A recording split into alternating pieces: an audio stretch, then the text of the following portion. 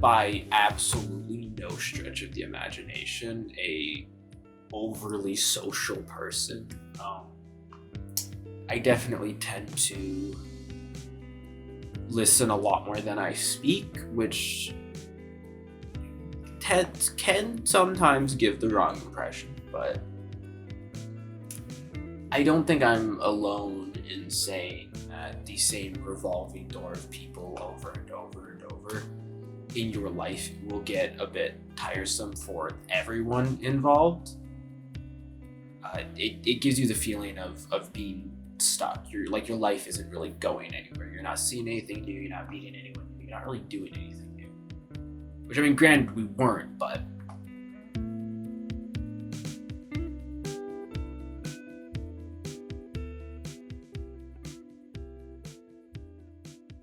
so I think like most people probably didn't have like the pre-experience that we did with like online social groups before the pandemic, if you want, because like, oh yeah, because growing up, like, that wasn't weird. no, that's just something we did. Like that's where our friends were. That's where they all were. Yeah. And like, I don't know, I think a lot of people think like, oh, like, you're homeschooled, like you're a bunch of losers who don't have social skills, which, like, they're right, but it wasn't because we were homeschooled. Yeah.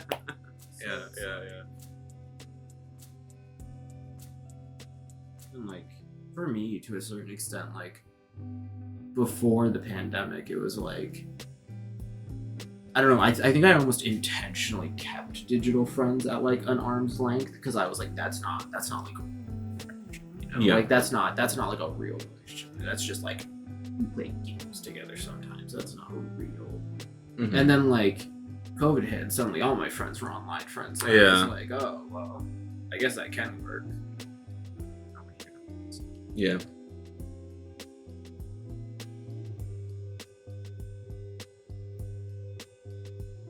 Like, do you think like online dynamics will always kind of play like second fiddle, or do you think it can be like equally, if not more important than a face-to-face sort of dynamic? Well, I think what the pandemic kind of showed is that like this was already true prior to it, but like you can meet people who are so like you across like the fucking world. Like so I do think it's starting to become a bit more like mainstream and a bit more accepted that, well, this is the way, because technically it's like the only way right now that you can really socialize and talk to people.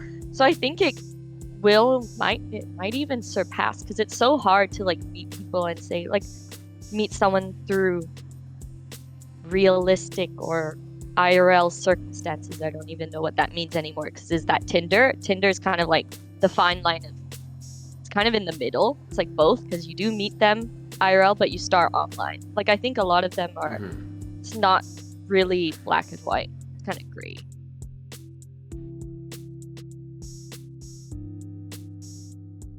I think there is like a generational gap. Like, if you were to talk to like my parents or people of that generation, they would be like, why would you go on Tinder? Whereas like my brother is like literally on Coffee Meets Bagel or whatever, or Tinder. Like, everyone I know is on Tinder, Bumble, and it's not weird. Like, if you were to say I'm on Bumble, no one would blink like an eyelid. I don't know if it's much of a generational gap, just because the older generation didn't have this kind of thing back in the day. So in a way it is.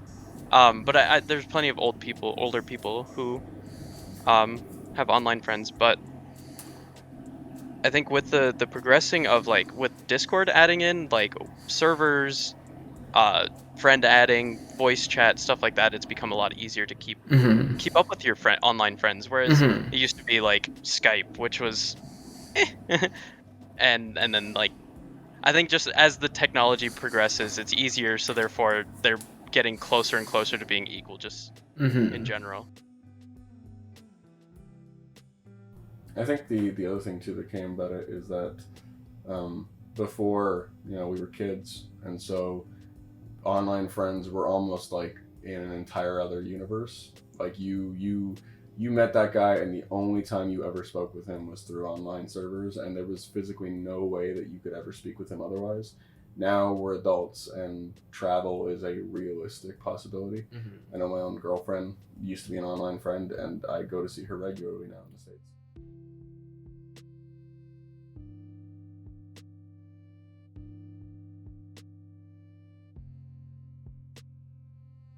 I think what's important to think about is escaping from this world that might be too difficult, not necessarily just because of what's happening, but maybe because of a lack of control over it. Maybe the world is quite literally on fire and there is very little one person can do about that.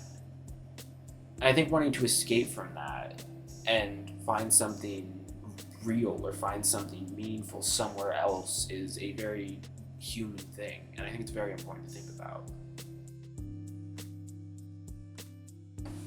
So there was like a lot of things that like led to me be like going on Twitch. I started just like having more alone time, and then obviously the pandemic and everything.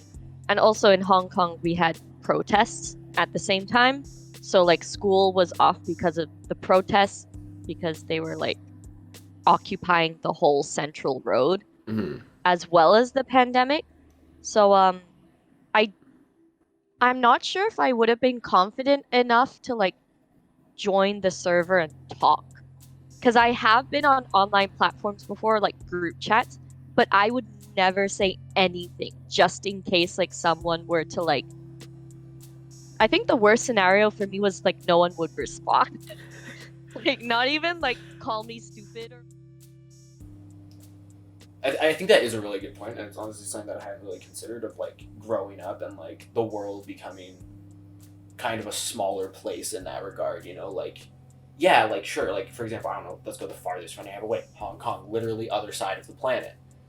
But like the idea of me going to Hong Kong for a trip is not like a far-fetched idea. Like it's just like, yeah, okay, I'd have to plan it out, but I could do it pretty easily. It takes a little bit of research and some money, and Yeah. bang, you're there.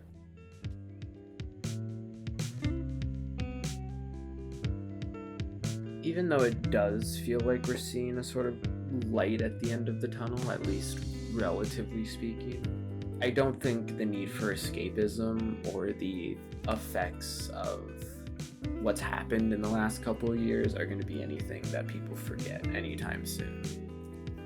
At least I certainly won't.